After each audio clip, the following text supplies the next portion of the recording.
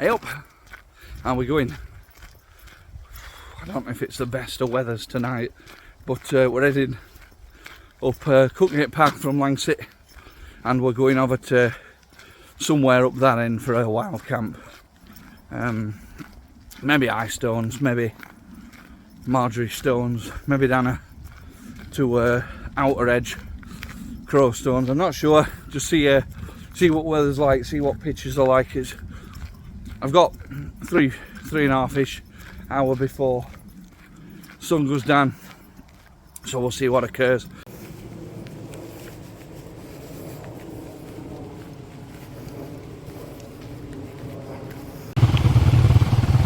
And police posse, mental.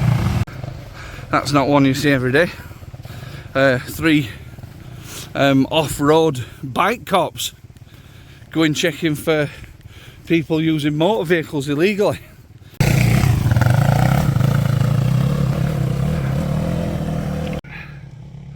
I can't work out what they're up to. They keep stopping, and then I kind of catch them up, and then they go again. Up above Langsit now, just making a ascent up onto towards Mickeldon Edge. Weather's not bad, it's not brilliant. It's raining, but only a light drizzle, so we're alright with that. So we could turn left down to Langsit, but we're not gonna. We're gonna carry on this way, Mickeldon Edge and towards Cookgate Path. Quite fun.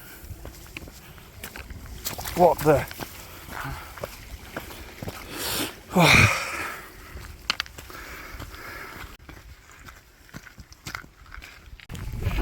Oh. Legendary sign coming up.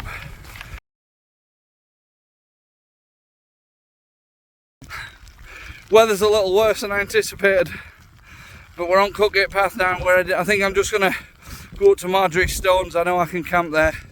Oh, nightmare water. I know I can camp up at Marjorie Stones, so I'm just gonna head there. I think it's closest point that I know I can definitely camp at, so I'll probably talk to you up there. Oh my god, am I wet? All waterproofs have wetted out and everything. Sodden. I just need to hope that the pack liner's kept my sleeping bag dry. As long as that's dry, we're alright. If not, I've got another big walk home in this, because there's no way I can stay warm if not. I'm at Cairn at top of Cookgate Path now, and I was going to go into Crowstones, but Marjorie Hill is closer, and I know for a fact I'm camp at Marjorie Stone, so I'm going to get up and get in my shelter. But why do I need it? I'm not sure it's been worth it, but Marjorie Hill Trig Point finally reached. Oh my god, what horrendous weather. But I can see Marjorie Stones in the background, and no point trying to stay dry. See Marjorie Stones in the background. There's the trig tag. We're close to getting some shelter up and having a small amount of respite from this terrible weather. So I've got pitched up. I'm just having a little rest. I think I'm going to go home, even though that walk up were horrendous.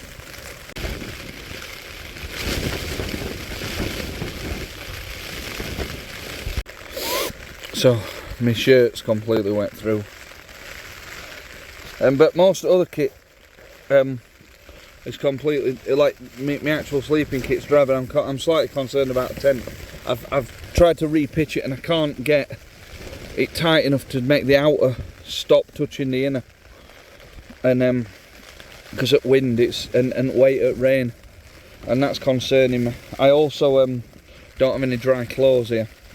Like literally everything I'm in, waterproof, water resistant, everything is just completely sodden wet through it. With that bad on way up, it's all wetted out. So I think I am going to turn around. I'm just going to have a bit more food and a little bit to drink, pack up and get me sent off, because I don't want to run into any difficulties at night, and I've got like an hour and a half left of daylight, so I can get myself back on what I've got.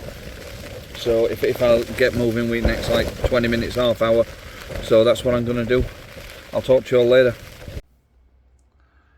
As you can see, we never got to finish filming that video because the weather was far too bad, and I just wanted to get home. So we're out for 6 hours, did 9 mile, about 4.5 up to Marjorie Stones from Langsett, and then just a direct route back. Got back to Langsett Barn at about 10:30 at night. Completely sodden wet through, and a tad deflated. Now skipping forward and having some time to have reflected on it, the main reason that I went out for that camp was a kit test for the Marsden to Edale walk. And if we look at it from that point of view, there are a fair few positives. So I got 9 mile on the legs in a very short period of time. I didn't have any stops at all other than the time that I had in the tent. So I walked 4.5 miles solid, then another 4.5 miles solid on the way back, which I'm quite happy with. Usually I stop much more often than that, but the weather kind of didn't give me any option to do that. So it was a good test for legs, 9 mile in about 5 hours of moving time in that weather.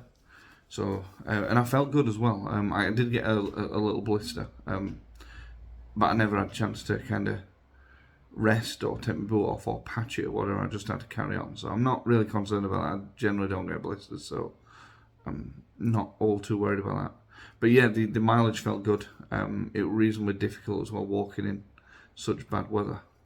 So that's one positive. The second thing that I need to take from that is that the kit test, which primarily that was, 100% successful. I had everything I needed. If I'd have been slightly less defeatist, I could have definitely stayed up at Marjorie Stones that night. The sleeping bag that I had with me, everything that were in my pack, the new pack line that I got with the Heiberg bag that I used in for that one, the ultralight thing, kept everything perfectly dry, and I could have definitely had a successful wild camp. I chose not to. Slightly defeatist, I know, but as I said, the aim of it was the kit test for the Marsden to Edale. So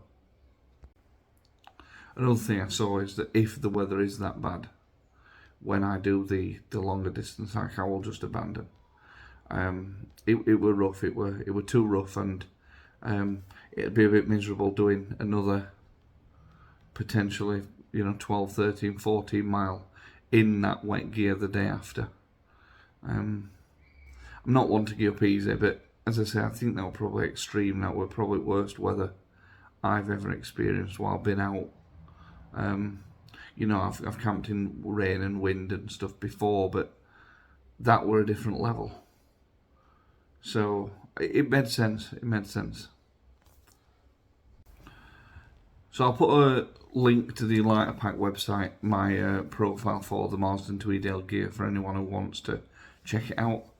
The pack that I carried had a base weight of less than 5 kilo. Once I added water and food, I think we were somewhere in the region of 8 kilograms. I carried a lot more food and a lot more water than I actually needed, because I was imitating the weight that I'm going to take on the Marsden to Edale, as opposed to just what I needed for that night. And the pack felt good, everything was smooth. As I say, all gear checked out. I had everything I needed. I actually got all my sleep system out in the tent. I actually got all my cook system out. I checked everything was there. And yeah, everything was good. So in terms of the Marsden to Edale planning part 2, the kit check is all fine. I just need to kind of dial the food in a little bit. There were some bits that I thought, I don't think I'm going to eat that. So I'm going to do another video on the food that I'm going to take with me. But as for the kit test, the Edale Classic, the Nemo, the new Heiberg Aguila pack that I've got, the Sierra Designs Cloud 20 sleeping bag, the BRS stove, the light stove that I've swapped the MSR Pocket Rocket Deluxe out for, everything's perfect, and I'm well happy with the kit that I've got. So go and check out the lighter pack, see what I'm using. If you've got any questions or comments, stick them in the boxes down below. And thanks for watching. Failed wild camp, but a successful kit test. Thanks for your time. See you all.